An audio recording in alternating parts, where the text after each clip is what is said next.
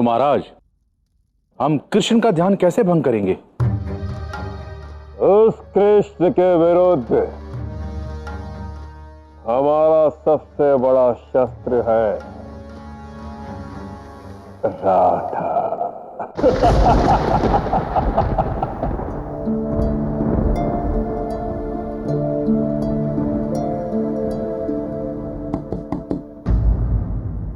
ओहो, ये कृष्ण फिर से आ गया।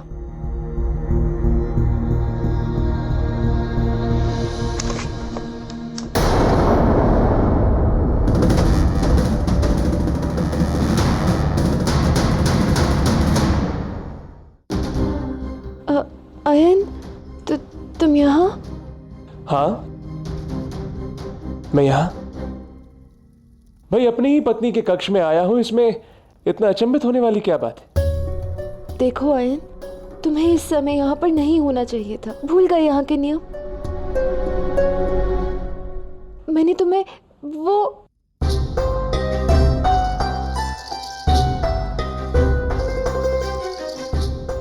अब अपनी पत्नी के लिए इतना सुंदर, इतना मूल्यवान हार जो ले आया, और जब ले आया तो तुम्हें देने हेतु प्रतीक्षा नहीं कर पाए, इसलिए सीधे तुम्हारे पास ही चला आया।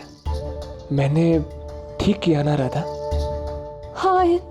राधा वो हाँ, अब तुम चले जाओ। ना, कदापि नहीं भाई। मैं तो आज अपनी पत्नी के साथ ही रहूंगा, वो भी यहीं पर।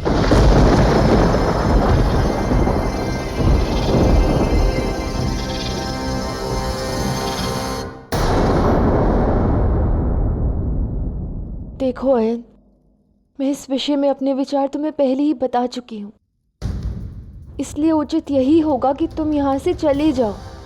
तुम्हारे विचार? हाँ राधा,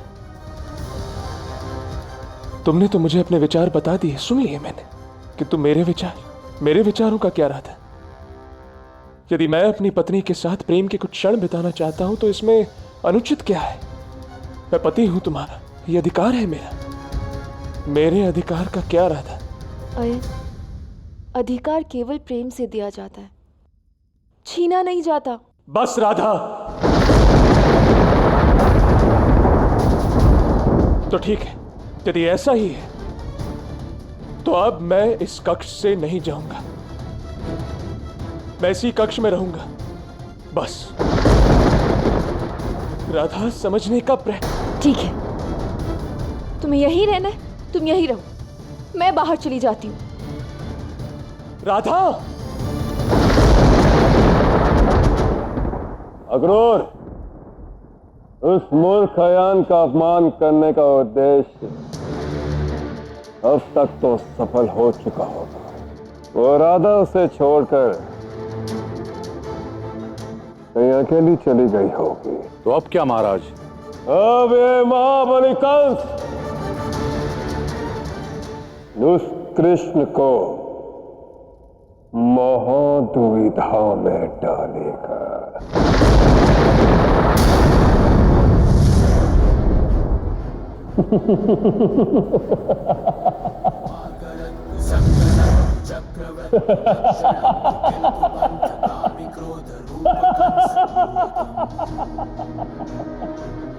एक और मेरा महान प्रोतास्त्र उस राधा का अंत करने जाएगा, और दूसरी ओर कर्कशासुर दुर्वासा की तपस्या भंग करके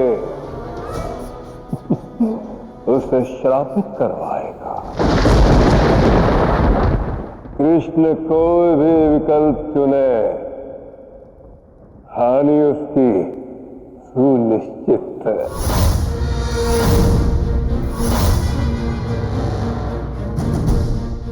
जाओ प्रतास्त्र, एक महान पर्वत का रूप धारण करके उस राधा को अपने नीचे कुचलो।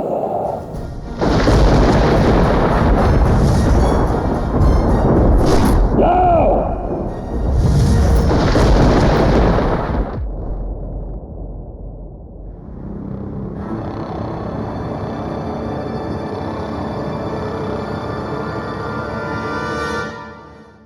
राधा,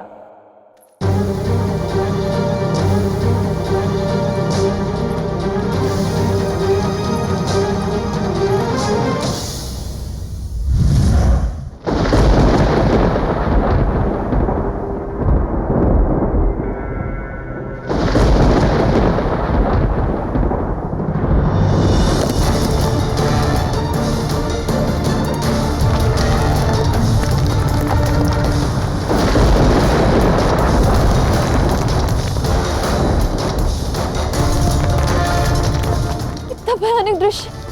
पर्वत कैसे उड़ के आ रहा है?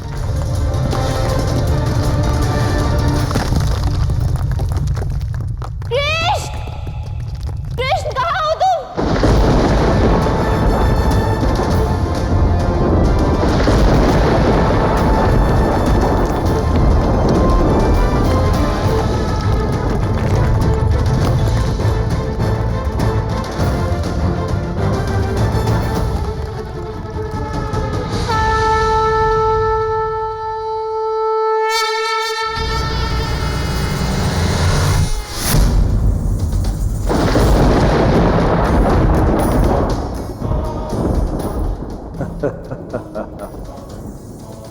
फंस गए ना कृष्ण। अब मुझे दुर्वासा का तप भंग करने से कोई नहीं रोक सकता।